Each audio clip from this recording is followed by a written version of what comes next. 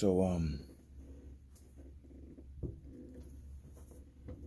the impact, I want to talk about the impact that your emotional state, your internal state, the internal world that you live in can have on your fitness, on your progress, on your lack of progress. Um, I really came to experience this firsthand. Now, mind you, as you already know, I've been training for years. I love working out. I started working out when I was 14. I just didn't ever really stop. I took it. I got addicted to it. It just is what it is. So fast forward, several years later, my wife and I, we are now married. We now have our first home. We have our first child on the way. This is, what year is this? This year is 2013. Yeah, all the boys are born on the 13th, 16th, and 19th. That's how I remember it now. So, Nature's born September 27th of 2013. And I started competing back in '08. And by this time, I've done a lot of shows. I did 3 shows in '08. Boom, boom, yeah. I didn't do anything in '09. I didn't have really good taste for it. And it wasn't until the end of '09 when I saw a picture of a competitor that kind of got my juices flowing again. So then in 2010, I did, boom, that one there. I came back in August. That was, I think I did 2 in 2010, maybe 2 or 3 in 11. I basically, by the time I got to 2013, I had done possibly maybe between 6 to 10 shows. So for a competitor, that's a good amount of shows to have under your belt. A lot of people never do more than 1 or 2. So I had decided to do this thing for real. So before Nature was born, I remember hearing from one of my clients at the time that one of the things you have to do and you can learn to do more effectively is learn how to train your child how to sleep through the night. I didn't know that was a thing. And me, I'm real big on sleep. I love my sleep. You can't really make good progress if you're not sleeping properly. So good rest is paramount. I get excited about going to bed. Seriously. Anyway, so I had heard this from her, and it put me on a quest to figure out where I can get this information at so that I'll be more effective to figure it out and to help train my child how to sleep. So because if I'm tired, everything is hard, as we all know. That being said, so I started searching.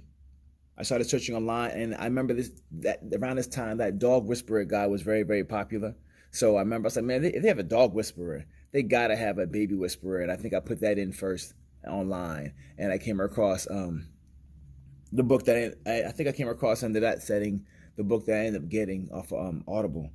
It was 12 Hours by 12 Weeks by Susie G. O'Donnell and someone else.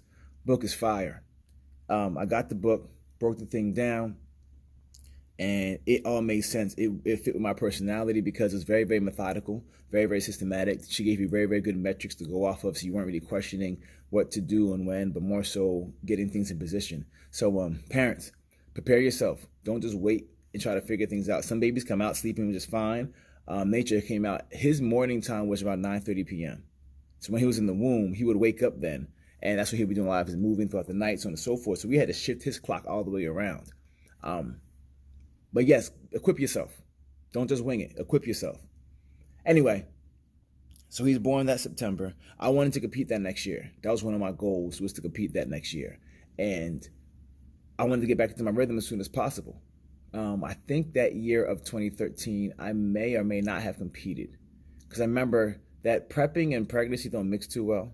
So I don't think I competed in 2013 because that's the year he was born. And we had just moved into our home. I want to say it was April of 2012.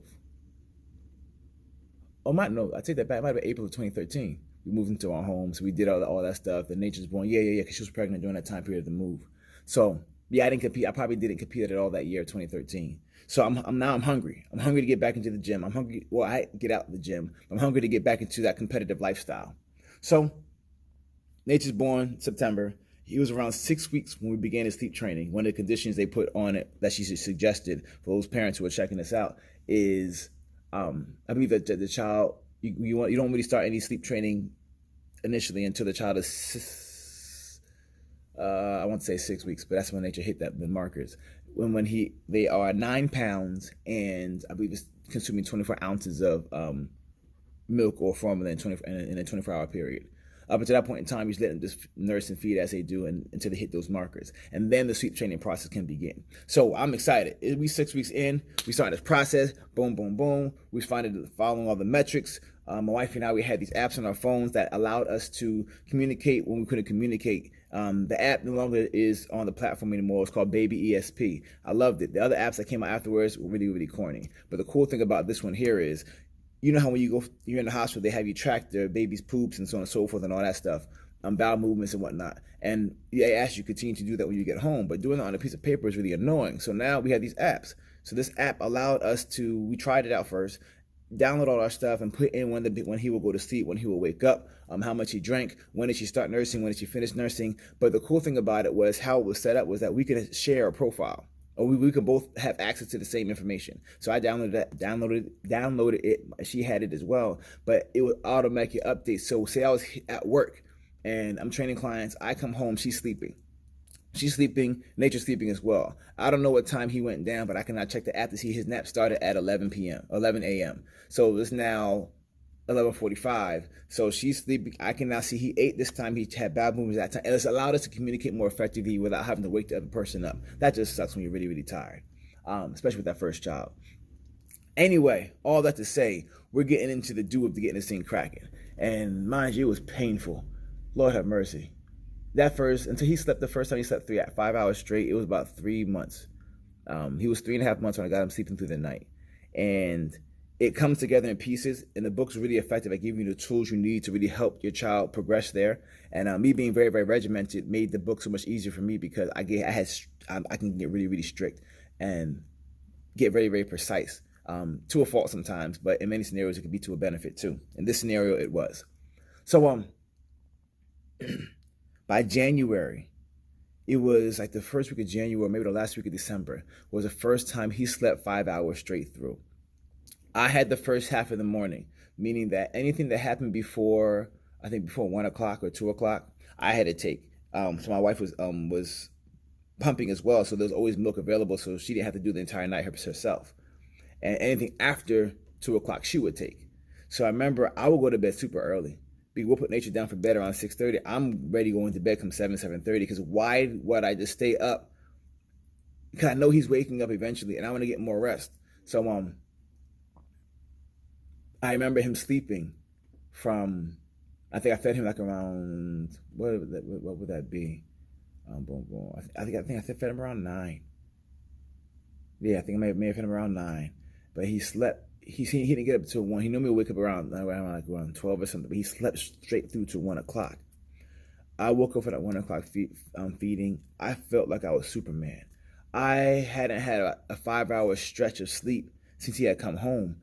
And it was freaking glorious. I was like, oh no, I can prep now. If this is the worst case scenario, given how I'm feeling, I am good to go. Let's get it. So I began my prep that January. If I looked in my notes and my journals, I could probably find the actual date as to when I started. But I began my prep in January. And this is all tying into how your emotions and stuff can affect your progress. So now, I laid that background because I want you to understand the position I'm in regards to what I already know. The things I already know about my body, the things I already know about food, my lifestyle, all this has already been worked out before Nature was born. So now I'm getting back into a flow and rhythm that I have now practiced time and time again. I'm not a rookie at this moment in time. I'm very knowledgeable and I'm very aware of what needs to be done and how to do it. So I put my plan of action together. I have my food, my macros, everything set up. Here's my training schedule. Here's my cardio. Here's my splits. Boom, let's get after it. We're trying to get into this shred mode. Let's go. Boom, getting into my cardio. Everything's being done. My food is being adjusted. I'm tracking my numbers. I feel my body shifting, but I'm not really seeing the shifts I want to see. January goes by. Nothing really significant. February goes by. Still. March. I get to April of that year. And I was just in this place where I could not understand why I was not making any progress. I legit was doing everything right. I can say that because I know what I need to do in order to get it. So I'm beside myself. I remember I'm here, I'm at True Body at work, and I'm talking to my wife. I think she might have been in between clients at that time. And I say to her, I'm like, yo, babe, I need your help. Like, can you pick some shows that are coming up? Any show. I don't care. I need to get my mind is not in the right place. I'm not doing something. I'm off somewhere. So I give for full liberty. Hey, pick whatever shows you pick. Here's the schedules, whatever, whichever one fits best. I'll do whatever one. No argument, no nothing. So she picks these shows. I did an AMBF show first, and then I think I did a Joe show, a Beyond Nutrition show second, and I did the AMBF show. I remember being at the show. I cannot remember a time in my competitive years I was at a show in that bad of a condition to prepare to step on stage. I felt very, very awkward. But I knew in my mind, as I told my wife, I'm not doing this show for the purpose of placing or of doing well. I'm doing it to get my head into it, out of whatever funk it's in. Like I couldn't figure it out. So we get to the show, and I remember being backstage. It said they had their shows were run differently. I forget how it was set. It was just a whole different experience than I was used to. Anyway, but it was cool. It was a good show nonetheless. The promoter guy, he's about this life for real. So we're backstage, and I remember there was a guy, a very good friend, a competitive friend, Rick Mujika. I believe that's how I pronounce his name. He was there doing the show. He was like doing the show though, and in preparation for the other shows to come, he was going for that pro card. And I see him there, and I realized, Konami will be in contention. We've been head to head before in different things and whatnot. So no matter bring a certain package. I could tell how he saw me. He's like, he ain't got it today. So my ego's already hurt by default. He doesn't know all that's going on as to why I've been doing this show and how I've been stalled in my progress for the past 4 months and blah, blah, blah. So my ego's bruised. I'm in my feelings a little bit, but I use it as motivation. Cool. So from there, we now, my wife and I were backstage. I believe Nature's with us. Like we rock out together. We got it all done. We bring the diapers, the food, whatever you have to do. So he's there. We're backstage. I go on stage. This is the first time. This is the first time in any show I've ever been in that I didn't place. Now, mind you, I know I did the show without the intention of placing. But oh man, did that shit hurt. It just hit something. And it's like, it jarred something for me. Because, it's like that time in Avatar. If you haven't seen Avatar, Jones Off the Chain, the cartoon, yes. Where the Fire Lord hits him in, like the last episode where he hits him in that part, hits him in his back and puts his chakra back in alignment. It was like that kind of feeling, like boom, something got jarred. And a guy I thought I should have beat, I got beat terribly by. And I was I was salty. But anyway, from that experience, I came back home. That was a Saturday show. I was back in the gym on Sunday. I continued my process. My next show was 2 weeks later. That show was in Burlington, New Jersey. That first show was in Plymouth Meeting, I believe, somewhere out there in PA. And this next one was in Burlington, New Jersey, right in my backyard. Nothing crazy, right there, literally a 10, 15 minute ride from the house. So the 2 weeks comes. Whatever shifted in that time period from that show, then in that next 2 weeks time period, I made more progress on the scale in my measurements, even visually, in those 2 weeks than I had made in the prior 4 months.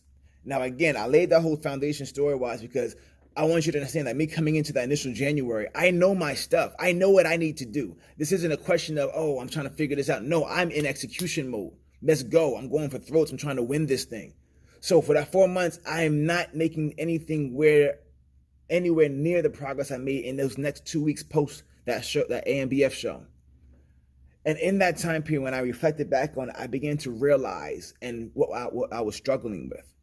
And I was struggling with guilt.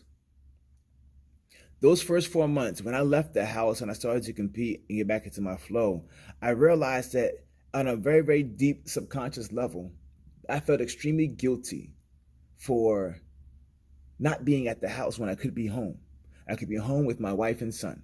You know the stories that you just want to be that guy that is just perfect through and through, and you put your family on top of every great position.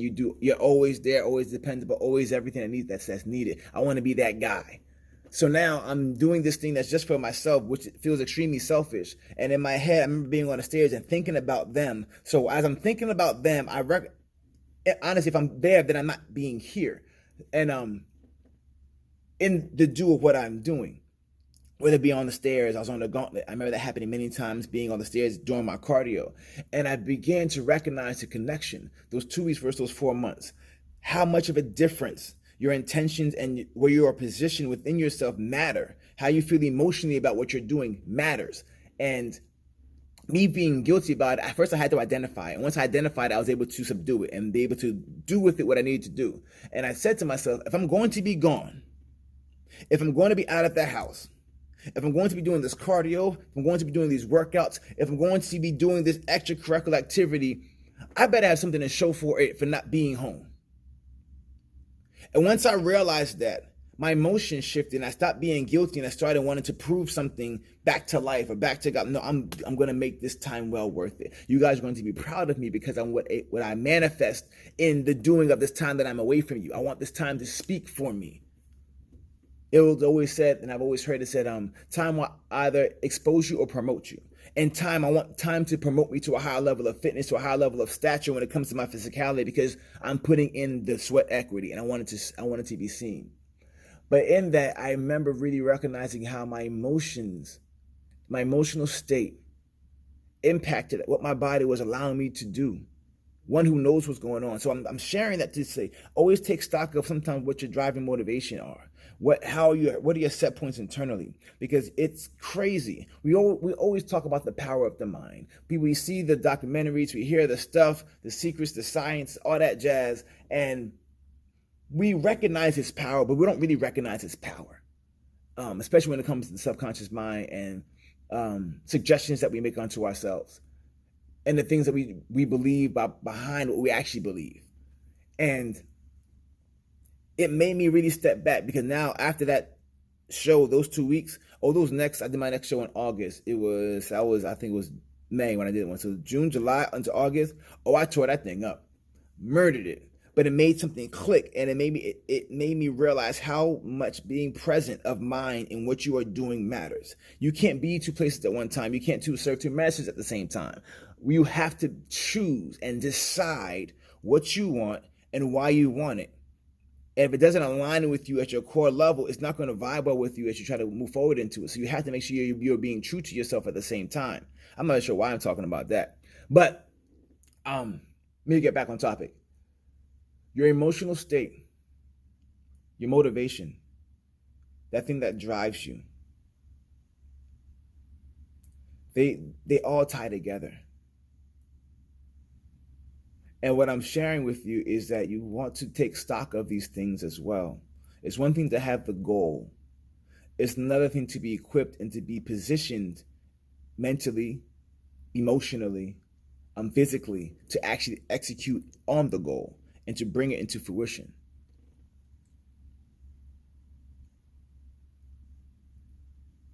The mind is the battleground.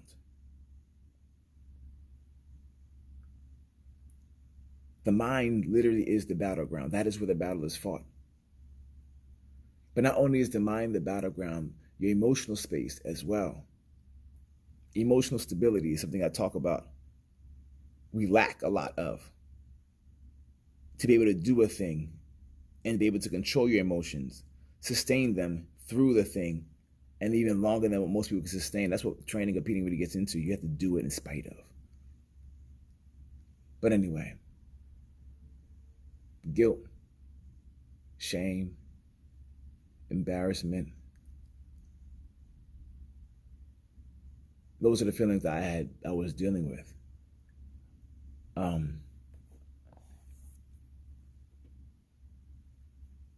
And you have to release those things. So one thing I'm grateful for training is it's taught me to become much more present.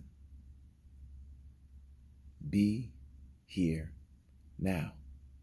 Whatever your now moment is, be there. Whatever that present moment is, Present moment, present moment is be there.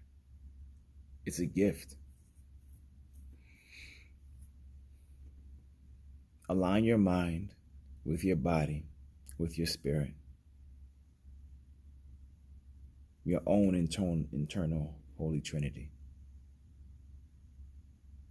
Align them with the goal. Align them with your focus. Align them with your heart. Align them with your purpose. Align yourself along these things. And what you'll be able to attain, the sky's the beginning.